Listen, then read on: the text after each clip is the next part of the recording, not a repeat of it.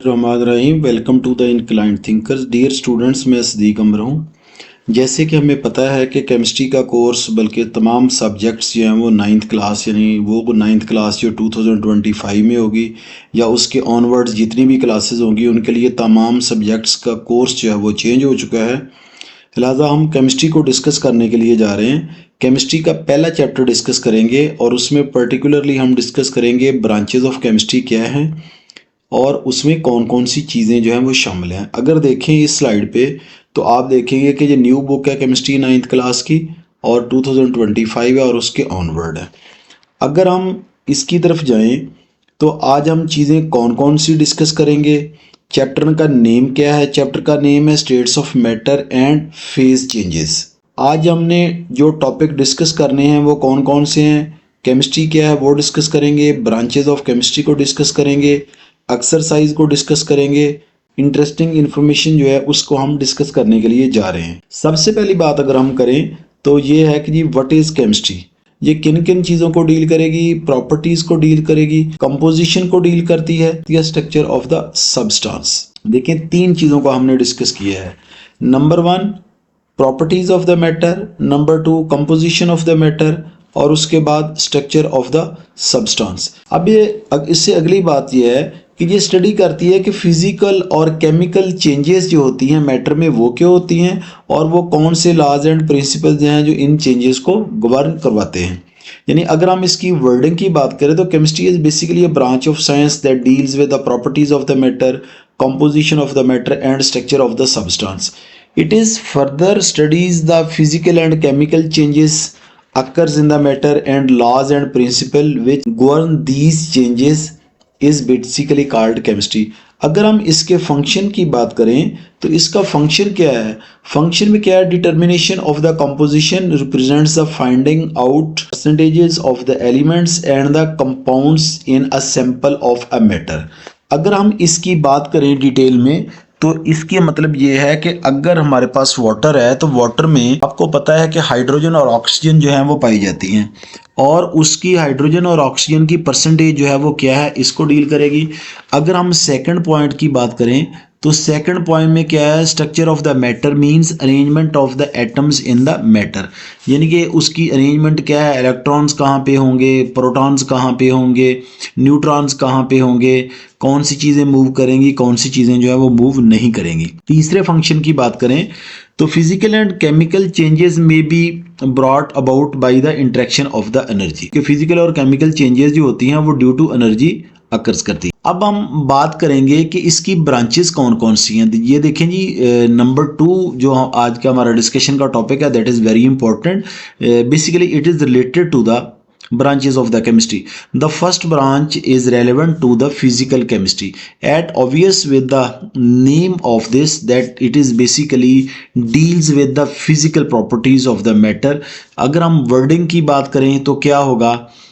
This branch investigate how substance behave at atomic or molecular levels. It provides a clear explanation as to how the fundamental physical laws governs our world. Cause atoms and the molecules to show specific characteristics and react to give the huge structures related to the life.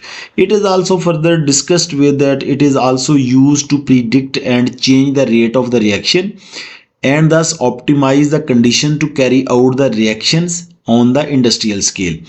Basically इसमें अगर हम चीज़ों को discuss करें जो ये physical behaviour जो होता है मैटर का उसको ये डील करता है, उसमें हमारी इंडस्ट्रियल स्केल पे चीज़ें जो होती हैं उनको डील करता है। यानी कहने का मतलब है कि ब्रॉडर विजन में चीज़ों को जो है वो डिस्कस किया जाता है। वर्डिंग जो है वो आपके सामने अवेलेबल है, आप उसको देख सकते हैं। उसके बाद अगर हम सेकेंड ब्रांच की बात करें जो डिस्कस करने के लिए हम जा रहे हैं that is related to the inorganic chemistry. Inorganic chemistry is basically branch of chemistry that deals with the compounds except carbon and hydrogen or hydrocarbons. अगर हम इसकी बात करें inorganic chemistry is basically a type of chemistry in which we discuss the compounds except carbon and hydrogen or hydrocarbons. It is called basically inorganic chemistry. It is the study of the synthesis and the properties of the compound that do not contain the carbon hydrogen bonds. An inorganic compound can composed of metals, Non-metals are the mixture of these salts, acids and bases. Inorganic compounds are used as a fuel. अब यहाँ पर इसके uses की बात जो है वो की गई है कि यूजेस इसके क्या क्या हैं, मैं इसको हाईलाइट करने के लिए जा रहा हूँ। ये देखें जी, इनऑर्गेनिक केमिस्ट्री के यूजेस हैं, ये कौन कौन से हैं, इनको जो है वो हम वन बाय वन जो है वो देखते हैं कि ये कौन कौन सी चीज़ें हैं। इसमें जो हमारे पास फील्ड्स हैं वो कौन कौन से होंगे, इसको हम देखेंगे। इसमें जी देखें, एज अ फ्यूल यूज़ होगा, मेडिसिन के तौर पे यूज़ होते हैं, कैटलिस्ट के तौर पे, pigments, surfactant, coating. Next slide पे आते हैं, that is related to the organic chemistry. Organic chemistry is basically a branch of chemistry that deals with the compounds of the carbons और the hydrocarbons. This branch is called organic chemistry. It deals basically the carbon compounds other than its simple salts like carbonates, oxides and carbides. In this branch we study the structure, formation, properties, composition and the reactions of the carbon containing compounds. Organic compounds are found in all forms of life and are essential part of the life. Basically हम इसमें चीज़ों को discuss क्या क्या करने जाते हैं, structure की बात करते हैं, फॉर्मेशन की करते हैं, प्रॉपर्टीज़ की करते हैं, कंपोजिशन की करते हैं, reaction of the carbon containing compounds की जो हम बात करते हैं। अगर हम फोर्थ ब्रांच की बात करें तो फोर्थ ब्रांच क्या है, basically it is related to the environment and it is called environmental chemistry. It is basically deals with the study of the chemicals and biochemicals phenomena that occurs in the planet. We study the sources, ये बात बड़ी important है, इसको ज़हन में रखना है. Sources, reactions, effects and fates of the chemical species in air, soil and the water environment. These are much more importants. इसमें जो है वो शॉर्ट क्वेश्चंस भी बन सकते हैं और इसमें जो है वो एमसीक्यूज का पर्सपेक्टिव भी बहुत इंपॉर्टेंट है. It is a scientific study of the chemical and biochemical phenomena that occurs in this plant. We study the sources, reactions, effects and fates of the chemical species in the air, soil and water environment. Without this, it would be impossible to study the effect humans have on the environment through the release of the chemicals. It helps in understanding the cause, effects and the solution of the different types of the pollutions. Basically ये उसकी implementation है, ये short question के वाले से बहुत important हो सकती है. ये उसकी इम्प्लीमेंटेशन है कि हमने इसको इम्प्लीमेंट जो है वो कैसे करना है. इसका मतलब ये है कि ये इसलिए भी यूज़ होती है कि हमने जो है एनवायरमेंटल इफेक्ट्स जो है उसको किस तरह मिनिमाइज किया जा सकता है. नेक्स्ट वन जो है वो बहुत ज़्यादा इंपॉर्टेंट है, that is much more important, that is related to the analytical chemistry. As we are familiar that there are two types of the analysis basically. One of them is quantitative analysis and other is called qualitative analysis.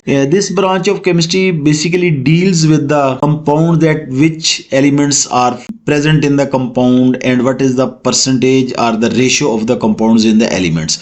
कि अगर water है तो water में कौन कौन सी चीज़ें पाई जा रही हैं या कौन कौन से एलिमेंट्स है, एक ऑक्सीजन और दूसरा हाइड्रोजन है, और फर्दर उसकी रेशियो क्या है कि किस रेशियो से आपस में मिलते हैं. जैसे 2 हाइड्रोजन होती है और 1 ऑक्सीजन होती है. It's mean when the 2 atoms of the hydrogen and 1 atom of the oxygen combine with one another, it form the water.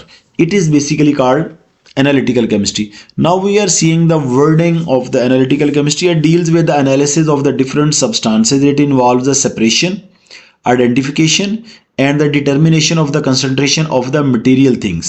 It generally involves the use of the modern and sophisticated instruments to analyze the matter. Next one is biochemistry. Biochemistry is basically a branch of chemistry that deals with the study or the relationship between the biology and the chemistry, or the use of the different chemicals for the betterment of the human life or the life of the animals. And now we are seeing the wording. It deals life through the chemical processes. It is the study of the chemical substances and the vital processes occurring in the living organisms.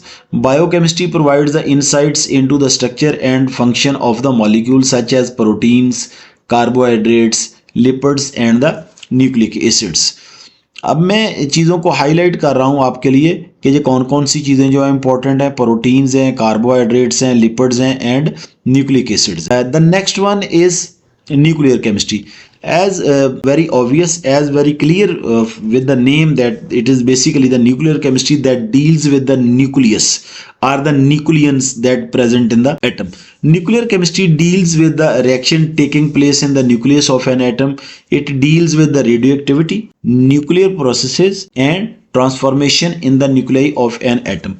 Basically, it deals with the all chemical reaction that happened in the nucleus of an atom. Such branch of chemistry is called nuclear chemistry. Polymer chemistry are large molecules made by the linking together a series of the building blocks. Polymer chemistry basically deals with the macromolecules, and they are linked with one another in a series of the building blocks. It focuses on the properties, structure, and synthesis of the polymers and macromolecules. This line is very important with respect to the short question. This line is very important. It focuses on the properties, structure, and synthesis of the polymers and the macromolecules. Many materials present in the living organism, including the proteins, cellulose, and the nucleic acids, are naturally occurring polymers. The next one is geochemistry. Geo, as we are familiar that the word geo mean earth. So it is basically the chemistry of the earth, the study of the chemical composition of the earth and its sources and mineral is called geochemistry. It is used in the mineral explorations, geochemical mapping. It has application in environmental monitoring, forestry, and the medical research. So keep in your mind that it is related to the mineral exploration, geochemical mapping, and its application is in the environmental monitoring, forestry, and the medical research. Number 10, that is called medicinal chemistry. It deals with the design and synthesize a medicine or drug which is beneficial for the mankind. It includes the discovery, delivery, absorption, and the metabolism of the drugs in the human body. So we can say this branch of chemistry deals with the discoveries, deliveries, absorptions, metabolism, and drugs in the human body. Either these are beneficial for the human beings or not, which quantity is required, what type of medicine is required for the human body. This branch of chemistry deals basically the medicine for the betterment of the human beings. The last one is the astrochemistry. It is the study of the molecules and ions recurring in space and the interstellar space. In this discipline, we study the abundance and the reactions of the molecules and ions in universe and interaction of these species with radiation. Students thank you. यहाँ तक तो बात थी, हमने branches को discuss किया. आज का जो हमारा थर्ड टॉपिक है that is related to the exercise. अब हम इसमें बेसिकली देखने के लिए जा रहे हैं कि अगर एक आपको करंट प्रॉब्लम दी गई है तो ये एप्लीकेशन लेवल का बेसिकली क्वेश्चन होता है. आपको स्टूडेंट्स बहुत क्लियर होना चाहिए आपके माइंड में कि जो पेपर पैटर्न है वो बहुत चेंज हो गया. अब एनालिटिकल रीजनिंग भी आएगी, आपको एप्लीकेशन लेवल का भी आएगा, सेंसेस लेवल का भी आएगा और क्रिएटिविटी का भी आएगा. सो आपने इसके लिए तैयार रहना है. क्वेश्चन क्या है? A lunar mission has recently brought samples from the moon. The following experiment were then carried out on it. Point out the branch of chemistry these experiments are related. Number one क्या था जी? Number one में determining its composition. ये देखें जी, जब हम composition की बात करेंगे इसका मतलब ये होगा कि हमने एनालिसिस की बेसिकली बात की. जब हम एनालिसिस को देखते हैं तो दो तरह के होते हैं, क्वालिटेटिव एनालिसिस होगा और फिर क्वांटिटेटिव एनालिसिस होगा.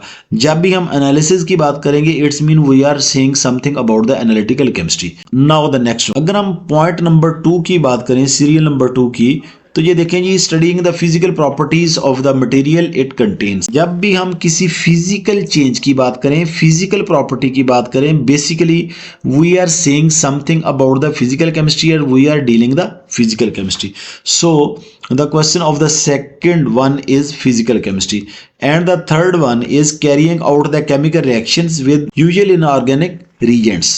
अब इसकी जब हम बात करें, केमिकल्स की बात की है यूजुअली विद इनऑर्गेनिक रीजेंट्स. देखें, जब हम इनऑर्गेनिक रीजेंट्स की बात करेंगे तो इट्स मीन कि we are basically discussing the inorganic chemistry. तो इसका जो आंसर होगा वो इनऑर्गेनिक केमिस्ट्री होगा. ये एक्सरसाइज है, उसका सोल्यूशन है जो आपकी बुक के अंदर दी गई है.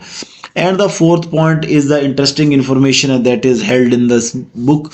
So geothermal heat uses a pump to transfer underground water into the building during the winter to heat them and in summer to cool them.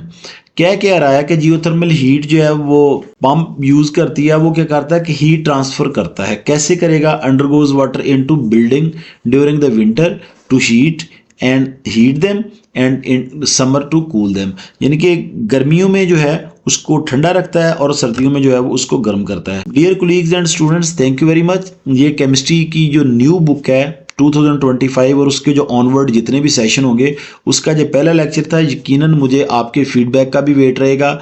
मैं हमेशा कोशिश करता हूँ अच्छी वीडियोस आप लोगों के साथ शेयर करने की। इन स्पाइट ऑफ ऑल अगर उसमें कोई कमी बेशी हो तो आप कमेंट्स बॉक्स में पूछ सकते हैं। और ख़ास तौर पे ज़हन में रखना है कि अब पेपर का पैटर्न चेंज हो गया है। क्वेश्चन जितने भी आएंगे वो एनालिटिकल रीजनिंग पे बेस कर रहे होंगे। वो आपको रट्टे के साथ जो है जो रूट लर्निंग से दूर करने की ज़रूरत है, उसको दूर करना है। Thank you very much. अल्लाह हाफिज़। अस्सलाम वालेकुम।